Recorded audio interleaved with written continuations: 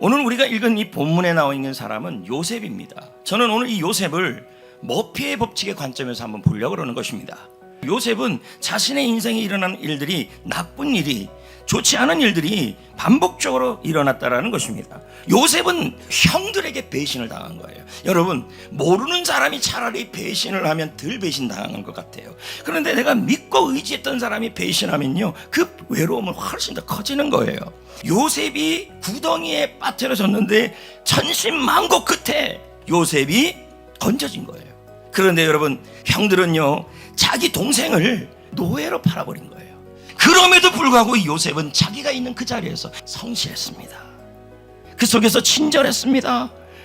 그러면서 주인이 나중에는 인정할 정도였습니다. 여러분, 아니나 다를까 안 되는 사람은 진짜 안 돼요. 이번엔 이 주인님의 부인이 모함을 한 거예요. 감옥에 갔습니다. 요셉은 생각했을 겁니다. 내가 이러려고 이렇게 성실했나? 내가 힘든 자리에서도 이렇게 그렇게 했냐? 그러면서도 성실하게 있는 자리에서 꽃을 피워요. 여러분, 우리는 생각합니다. 예수 믿으면 머피의 법칙이 없을 거라고 생각을 해요.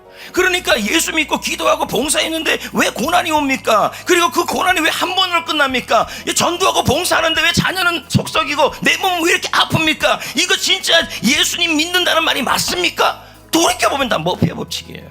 하나 해결되면 또 생기고 또 생기고 또 생기고.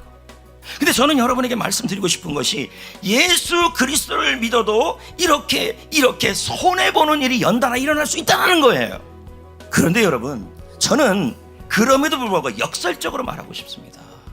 잘된 일이 하나도 없어도 여러분은 그래도 잘 되고 있는 중입니다. 이게 오늘 말씀의 포인트예요. 안 된 일이 있는데, 하나도 안 되는데 오늘 말씀처럼 잘 되고 있을 수 있는 중이라니까요. 그게 그 이유가 있어요. 이유가. 자, 이기용 목사님이, 신길교회 목사님이, 제가 책을 읽었는데요, 믿음의 사람에게도 고난은 찾아온다. 하나님은 믿음의 사람에게 고난이 없을 거라고 말씀하지 않으셨다. 오히려 함께 해 주신다고 약속했다. 그래서 잘 되는 중이에요. 저는 다시 말씀드립니다. 전도 열심히 해도 여러분, 고난이 있습니다. 한 번이 아니라 계속 나타날 수도 있습니다. 요셉처럼. 그러나 차이는 있습니다. 뭡니까? 주께서 그 상황 속에 함께하고 있다는 거예요. 예수 그리스도를 믿는 믿음의 사람도요, 주의 일이든 개인 일이든 가정 일이든 반드시 고난이 연속으로 옵니다. 오더라도요, 주님이 그 고난 가운데 함께합니다. 그리고요, 그 고난 때문에 무너지지 않게 하십니다. 자, 그거 보실래요? 이사야 43장 1절 2절에 보십시오. 내가 물 가운데 지날지라도 내가 함께 한대요. 이게 바로 형통이에요. 강을 건널 때에도 너를 침몰치 못할 것이다. 안 되는 일이 일어났는데 그 안 되는 일 때문에 침몰하거나 그 안 되는 일 가운데도 주님이 함께 한다는 얘기예요. 그 다음 보세요. 불 가운데 지날지라도 타지 않을 것이다. 사르지 못할 것이다. 여러분, 한번 볼까요?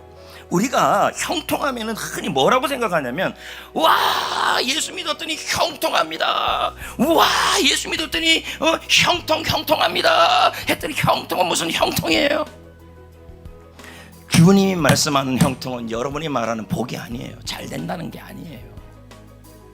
형통이라는 것은 잘 되는 것이 하나도 없어도 하나님이 함께 하셔서 그 고통을 뚫고 나와서, 그래서 하나님의 뜻을 이루는 거예요.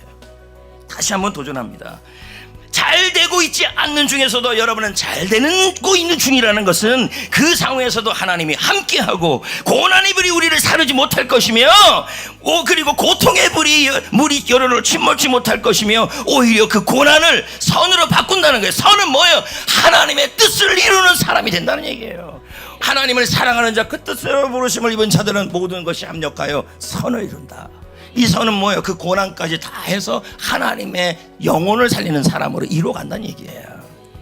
그럼 이제 어떻게 해야 될까요? 23절, 여호와께서 그를 범사에 형통하게 하셨더라. 형통의 또 다른 의미가 하나 더 나와요. 이겨내다는 의미예요. 그건 뭐예요? 고난을 이길 힘을 주님이 주신다는 거예요. 그러니까 어떻게 해요? 여기서 시험 들지 말라고요.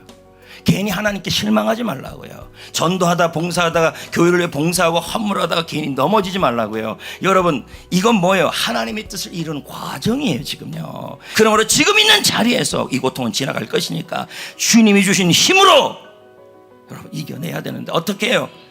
여러분 옆에 상황이 전부 잡초라할지라도 여러분은 웃음꽃, 감사 향기, 기도의 향기 바라시기를 축복합니다.